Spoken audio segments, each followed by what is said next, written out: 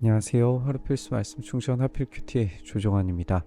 오늘 함께 나눌 하나님 말씀은 사도행전 2장 14절에서 36절까지 말씀입니다.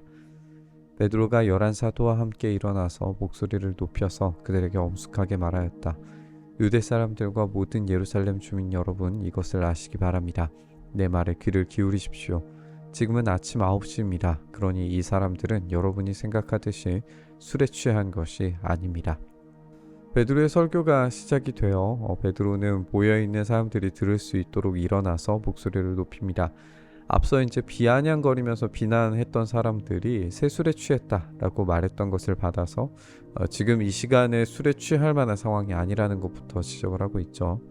우리는 베드로의 설교를 통해서 어떻게 복음을 이해하고 있고 어떻게 성경을 이해했고 또 어떻게 예수님을 이해했는가를 살펴보게 될 겁니다. 기도와 말씀에 집중했던 교회가 예수님에 대한 어떤 결론을 내렸는가를 우리가 이 설교를 통해서 확인하게 될 겁니다. 이 일은 하나님께서 예언자 요엘을 시켜서 하신 말씀대로 된 것입니다. 하나님께서 말씀하신다. 마지막 날에 나는 내 영을 모든 사람에게 부어주겠다. 너희의 아들들과 너희의 딸들은 예언을 하고 너희의 젊은이들은 환상을 보고 너희의 늙은이들은 꿈을 꿀 것이다. 그날에 나는 내 영을 내 남종들과 내 여종들에게도 부어주겠으니 그들도 예언을 할 것이다. 또 나는 위로 하늘에 놀라운 일을 나타내고 아래로 땅에 징조를 나타낼 것이니 곧 피와 불과 자욱한 연기이다. 주님의 크고 영화로운 날이 오기 전에 해는 변해서 어두움이 되고 달은 변해서 피가 될 것이다. 그러나 주님의 이름을 부르는 사람은 구원을 얻을 것이다. 베드로는 요엘의 말씀을 인용합니다. 인용한 요엘 2장 본문은 여호와의 날에 일어나게 될 이 끔찍한 재앙과 이스라엘의 회개를 촉구하는 그런 본문입니다. 근데 오늘 본문에서 강조되는 것은 하나님의 영이 부어지는 인물들의 어떤 다양성들의 포커스가 맞춰지고 있는 걸 우리가 확인하게 돼요. 성별, 연령, 사회 계층을 초월해서 받게 될 것이고 예언 이상 꿈 같은 초자연적인 현상들이 경험될 겁니다. 여기서 예언하다라고 하는 것만 우리가 좀 초점을 맞춰서 생각해 보면 이 슈나벨이라고 하는 학자는 다음과 같이 정리를 하는데요. 영감으로 된 계시를 선포하는 것, 눈에 보이지 않게 숨겨진 무언가를 말하는 것, 또는 미래에 일어날 일을 미리 이야기하는 것, 이렇게 정리를 합니다. 그렇다면 여기에서 이 본문에서 이야기하고 있는 예언은 하나님의 계시된 말씀이 어떻게 성취되었는가에 대한 이해를 분명하게 보여주는 것을 포함해서 부활과 앞으로 다시 오실 예수 그리스도에 대한 통치, 그 미래적 사건들을 함께 포괄해서 선언하고 있는 것으로 볼 수 있습니다. 그렇다면 베드로가 이 무시무시한 종말의 사건들, 피와 불과 자욱한 연기, 해가 변하고 달이 변하고 피가 되는 것에 대해서는 어떻게 생각하느냐?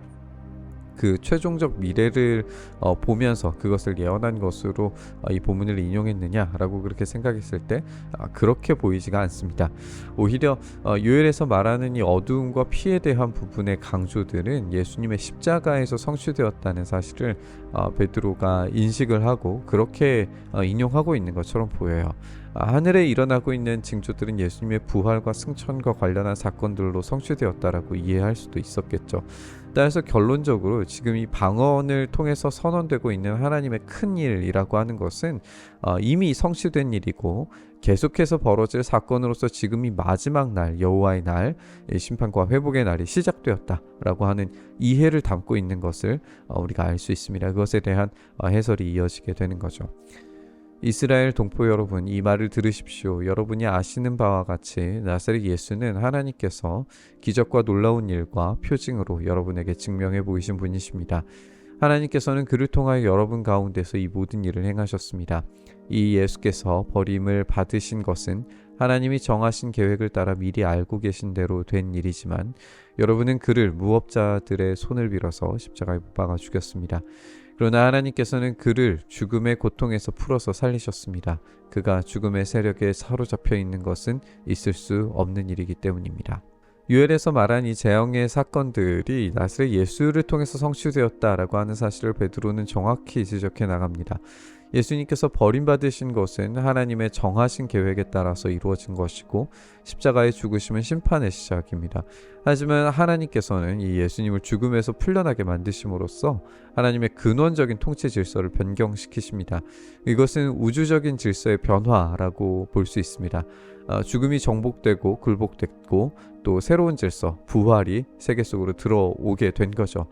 앞선 요엘의 모든 육체에게 부어지게 될 환상과 예언은 바로 그 새로운 질서에 대한 예고이고 그것이 예수님의 죽으심과 부활을 통해서 확실히 확인되었다라고 하는 선언입니다. 따라서 복음의 핵심은 예수 그리스도의 십자가와 부활을 통해서 구약의 성취를 확인하게 되는 것이고 그것이 지금 벌어진 일들의 이유다라고 설명하고 있습니다. 다윗이 그를 가리켜 말하기를 나는 늘 내 앞에 계신 주님을 보았다. 나를 흔들리지 않게 하시려고 주님께서 내 오른쪽에 계시기 때문이다. 그러므로 내 마음은 기쁘고 내 혀는 즐거워하였다. 내 육체도 소망 속에 살 것이다. 주님께서 내 영혼을 지옥에 버리지 않으시며 주님의 거룩한 분을 썩지 않게 하실 것이다. 주님께서 나에게 생명의 길을 알려주셨으니 주님의 앞에서 나에게 기쁨을 가득 채워 주실 것이다 하였습니다. 베드로의 두 번째 논증은 다윗의 시편에 나오는 내용이 부활과 관련된 것이고 예수님이 바로 그 지시의 대상이라는 겁니다. 베드로가 인용하고 있는 본문은 시편 16편 8절에서 11절 말씀인데요. 1차적으로는 이 시편의 본문이 다윗이 말한 것이기 때문에 다윗 자신을 도우시는 하나님을 경험하고 그 속에서 영원한 소명을 발견한다 그런 내용인데 여기서 베드로는 다윗의 이 시편의 실제적인 화자가 다윗이 아니라 예수님이라고 말하고 있습니다. 다시 말해서 다윗의 후손으로서 이 말씀을 성취하신 분은 다윗이 아니라 예수님이라는 사실을 보이고 있는 거죠. 동포 여러분, 나는 조상 다윗에 대하여 자신 있게 말씀드릴 수 있습니다. 그는 죽어서 묻혔고 그 무덤이 이날까지 우리 가운데 남아 있습니다. 그는 예언자이므로 그의 후손 가운데서 한 사람을 그의 왕좌에 앉히시겠다고 하나님이 맹세하신 것을 알고 있었습니다.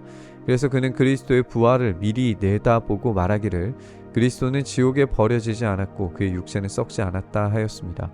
이 예수를 하나님께서 살리셨습니다. 우리는 모두 이 일의 증인입니다.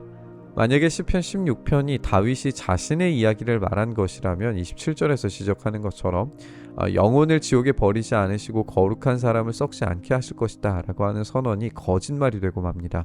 다윗은 죽었고 무덤의 소재를 알고 있기 때문이죠. 그렇다면 베드로는 바로 이 본문의 내용이 후손 가운데서 이루어지리라 라는 것으로 이해했던 당시의 이해를 가지고 와서 바로 그 후손이 예수 그리스도시라는 사실을 증언합니다. 왜냐하면 하나님께서 예수님을 살리셨고 그에 대한 확실한 증인들이 바로 지금 여기 이 자리에서 방언하는 자들이기 때문입니다. 그렇다면 이제 이야기는 새로운 국면으로 전환이 됩니다. 예수님이 바로 그 다윗의 자손, 진정한 이스라엘의 왕이셨고 그분은 죽으신 게 아니라 살아서 하나님의 보좌 우편에 계심으로 자신의 통치를 시작하고 계신다는 거예요. 그 증거가 지금 벌어지고 있는 이 기적이고 이 증인들이 말하고 있는 내용의 핵심입니다. 예수님이 성취된 말씀 그 자체시고 그 말씀이 지금 이 땅 가운데에서 이루어지고 있는 것을 그들이 눈으로 확인하고 있다라는 강력한 선언인 거죠. 하나님께서는 이 예수를 높이 올리셔서 자기의 오른쪽에 앉히셨습니다. 그는 아버지로부터 약속하신 성령을 받아서 우리에게 부어주셨습니다. 여러분은 지금 이 일을 보기도 하고 듣기도 하고 있는 것입니다. 다윗은 하늘에 올라가지 못하였으나 그는 이렇게 말하였습니다. 주님께서 내 주님께 말씀하시기를 내가 내 원수를 내 발 아래에 굴복시키기까지 너는 내 오른쪽에 앉아 있어라 하셨습니다. 그러므로 이스라엘 집안은 확실히 알아두십시오. 하나님께서는 여러분이 십자가에 못 박은 이 예수를 주님과 그리스도가 되게 하셨습니다. 세 번째로 인용하는 본문은 시편 110편입니다. 다윗은 죽었고 무덤이 있어요. 따라서 하늘로 승천하지 않았고 하나님의 보좌에 앉아 이스라엘을 다스리는 통치자가 아닙니다. 시편 110편은 대관식에 사용되는 시편이었는데 이 왕조의 후계자 어느 누구도 영원히 하늘 보좌에서 다스리는 자는 없었습니다. 오직 예수님만이 그 보좌에 앉으시고 그분의 통치를 시작하셨다라는 걸 지금 이 제자들이 방언을 통해서 보여주고 있는 거죠. 그래서 이 베드로는 이 설교의 결론을 하나님께서 이스라엘이 못 박은 예수님을 곧 주로 또 그리스도로 만드셨다라고 그렇게 이야기하고 있습니다. 이스라엘이 그토록 열망했던 메시아가 되게 하셨단 말이죠. 하나님의 큰일, 그 위대한 일의 결론이 곧 예수 그리스도 안에서 성취된 겁니다. 베드로의 긴 설교문을 통해서 우리는 예수님이 곧 말씀의 성취 그 자체시고 벌어지고 있는 현상, 이 성령 임재와 그로 인한 방언 경험이 예수님의 통치가 임하고 있다라는 증거로 삼고 있다는 걸 우리가 보게 됩니다. 이것은 곧 우리가 가진 복음이 어떤 것인지를 명확하게 보여주는 예시라고 말할 수 있겠죠. 우리는 구약을 포함한 말씀의 모든 내용들이 결국 예수 그리스도를 가리키게 되어 있다라고 그렇게 믿습니다. 하나님의 위대한 구원의 사역은 구약에 약속된 것들을 신실하게 지키신 하나님께서 예수 그리스도를 통해서 완성시키셨다라는 것을 확인하고 그것을 영광스럽게 소개할 수 있어야 됩니다.